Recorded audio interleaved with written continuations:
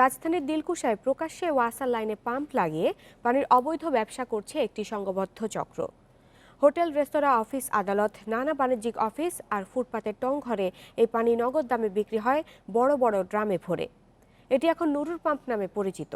এই অবৈধ কারবারের মূল হোতা যুবলীগ নেতা নুরুল ইসলাম নুরু বলে জানিয়েছে ওয়াসা এবং স্থানীয়রা। এটি কোনো সেচ প্রকল্পে পানি দেওয়ার দৃশ্য নয়, ওয়াসার পানি চুরির হিড়িক। তাও একদিন দুদিন নয়, মাসের পর মাস, বছরের পর বছর। সারি সারি ড্রাম ভর্তি পানি যাচ্ছে নুরুর পাম্প থেকে, তাও আবার দিনের বেলায়, খোদ দিলকুশা বাণিজ্যিক এলাকার মতো জনবহুল স্থানে।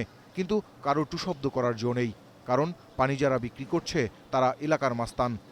রাজধানীর বিভিন্ন এলাকায় অনেক সময় পানির জন্য হাহাকার চললেও খোদ বাণিজ্যিক এলাকা দিলকুশায় চলছে পানির চোরাই ব্যবসা। ওয়াসার মূল লাইনের সাথে পাম্প বসিয়ে এখানে প্রতিদিন লাখ লাখ লিটার পানি বিক্রি করা হচ্ছে। আর এই অবৈধ ব্যবসার সাথে ওয়াসার এক শ্রেণীর অসৎ কর্মকর্তা এবং স্থানীয় যুবলীগের এক প্রভাবশালী নেতা জড়িত বলে জানিয়েছেন স্থানীয় লোকজন। এলাকাবাসী বলছেন শুধু দিলকুশা নয়, ফকিরাপুল, দৈনিক বাংলা মোড়, স্টেডিয়াম পাড়া, মতিঝিল সহ আশপাশের বিস্তীর্ণ এলাকায় হোটেল, রেস্টুরেন্ট, অফিস ও ফুটপাতের ব্যবসায়ীদের কাছে বিক্রি হয় এই চোরাই পানি। এভাবে পাম্প বসিয়ে পানি টেনে নেওয়ার কারণে ওয়াসার স্থানীয় গ্রাহকরা নিয়মিত পানি পাচ্ছে না বলেও অভিযোগ আছে। বঙ্গোপসাগরে পানি নিলে তো কোনো হিসাব নেই, এখানে এরকম মনে করে তাই ওয়াসারের লোকেরা এটা সব নিয়ন্ত্রণ করে। পুরো পানি দিলকুশা, মতিঝিল যা আছে সব পুরো এলাকা, যত এলাকা। অভিযোগ আছে স্থানীয় প্রভাবশালীদের সাথে ওয়াসার কিছু দুর্নীতিবাজ কর্মকর্তার যোগসাজশ আছে অবৈধ এই কারবারে। এ কারণে বন্ধ হচ্ছে না পানি চুরি। এ ব্যাপারে কথা বলতে গেলে মারমুখী হয়ে ওঠেন ওয়াসার জোন 1-এর সহকারী প্রকৌশলী সাইফুল ইসলাম। ক্যামেরার সামনে কথা বলতে রাজি হননি তিনি। আপনি ক্যামেরা নামাইতে কইছি আমি, কিন্তু ক্যামেরা তাকে নামাইতেই হবে।